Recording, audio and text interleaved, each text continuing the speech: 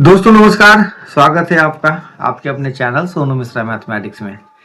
तो चलिए रोज की तरह आज हम फिर से लेके आए आपके लिए एक बहुत ही बढ़िया सा कॉन्सेप्ट। और आज के कॉन्सेप्ट में हम बात करेंगे एवरेज का एक बहुत ही बढ़िया टाइप सवाल।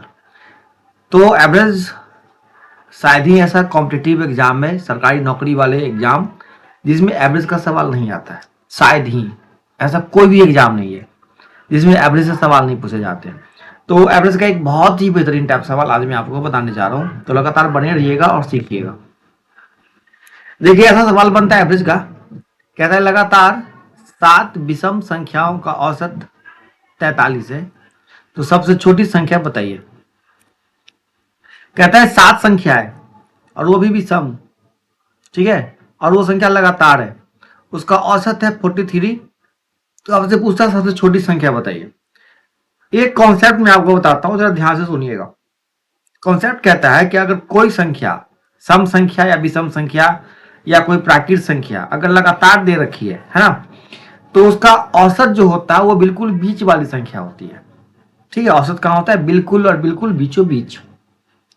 किस कंडीशन में? जब सम संख्या दिया रहे लगातार, या विषम संख्या दिया रहे लगातार, या प्राकृत संख्या दिया रहे लगातार। औसत कहाँ होता है? बिल्कुल बीच में। तो आप इसी कॉन्सेप्ट का यहाँ फायदा उठाओगे। औसत कितना दिया हुआ है? 43। कितने संख्या का? 7 संख्या का। तो 43 को बिल्कुल बीचे बीच लिख दो, ठीक है, ये औसत होगा। और चूंकि 7 विषम संख्या पुराना है तो इसके पहले 3 होगा, ठीक है, 1 2 3, और इसके बाद 3 होगा। तो बाद में 3 और पहले 3 कौन कौन होगा? यहाँ पे हो जाएगा 41, ये हो जाएगा 39, ये हो जाएगा 37। अच्छा, इसके बाद वाला हो जाएगा 45, 47 और 49। तो ये 7 संख्या यहाँ तक, 37 से 49 तक। इसमें क्वेश्चन क्या पूछता है? सबसे छोटी संख्या बताइए। तो सबसे छोटी संख्या कितना होगा? 37। अगर आपसे पूछता है सबसे बड़ी संख्या तो 49, ठीक है। सबसे छोटी बड़ी का अंतर तो क्या करते? 37 में से और 49 का अंतर देख लेते। 49 में से 37 घटा देंगे, ठीक है। तो आप किसी प्रकार के सवाल का आंसर आप इसमें दे सकते हो। तो इसी बेस पे दूसरा सवाल है, ध्यान से देखिएगा। कहता है 8 लगातार सम संख्या का औसत 45 है। अब देखिए यहाँ पे ध्यान दीजिएगा, संख्या कितना है? 8, और वो भी क्या? सम संख्या। तो देखिए औसत 45 होगा बिल्कुल बीचों बीच, ठीक है। दूसरे सवाल का आंसर मैं नीचे बना देता हूँ।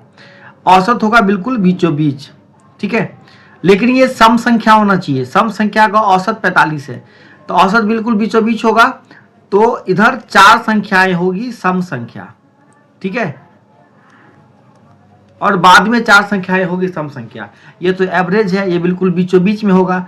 ये वाला संख्या और ये वाली संख्या के बीच में होगा ये, ठीक है। तो औसत के लिए 45 आ गया। तो इससे पहले संख्या कौन कौन होगा? 44 होगा, 42 होगा, 40 होगा और 38 होगा, ठीक है। और इसके बाद वाला कौन होगा? 46, 48, 50 और 52, ठीक है। अब बच्चे कभी कंफ्यूज हो जाएंगे कि यहाँ पे तो 8 संख्या लेना है, लेकिन आपने तो 9 संख्या लिया है। तो मेरे भाई ये 8 सम संख्या आप देखो, 4 सम संख्या पहले, 4 सम संख्या बाद, ठीक है। औसत कहाँ है? बिल्कुल बीच में। तो ये 44 और 46 के बीच में कौन है? 45 है। उसी प्रकार तीसरा नंबर सवाल देखिए। हालांकि इसने पूछ क्या रहा है? सबसे बड़ी संख्या। सबसे बड़ी संख्या कौन है? 52। तो बड़ी संख्या पूछे 52, छोटी संख्या पूछे 38, ठीक है। उसी प्रकार तीसरा नंबर सवाल कहता है 5 लगातार सम संख्या का औसत 40 है। तो 5 लगातार सम संख्या है, तो 40 बिल्कुल कहाँ होगा? बीच में होगा। इसके पहले कौन होगा? 2 गो सम संख्या होगा, ठीक है। तो 40 के पहले कौन होगा? 38 होगा, और फिर 36 होगा, फिर 44 होगा, और 42 और 44। तो सबसे छोटी संख्या पूछिए तो 36, सबसे बड़ी संख्या पूछिए तो 44, ठीक है। दोनों का अंतर पूछिए तो क्या करना है? घटा देना है। दोनों का गुणनफल पूछिए तो क्या करना है? गुना कर देना है, ठीक है। उम्मीद करता हूं ये कॉन्सेप्ट आपके समझ में बहुत अच्छी तरह आ गया होगा, ठीक है। चलिए इसी कॉन्सेप्ट पे मैं आपको एक थोड़ा सा कॉन्सेप्ट और बताता हूं। जैसे मान लो आपको 5 विषम संख्या दे दिया, A B C D, ठीक है, और E, 5 विषम संख्या, और बोले कि इसका औसत 37 है, ठीक है। तो आपसे पूछ रहा है कि B और D का गुणनफल बताइए। तो औसत की जगह 37 डाल दिए, और इसके पहले कौन होगा? 35 होगा, फिर, है ना। तो हमको B से मतलब है तो A पे जाएंगे नहीं, D से मतलब है तो 37 के बाद कौन? 39। अब 35 को 39 से क्या करेंगे? मल्टीप्लाई कर देंगे।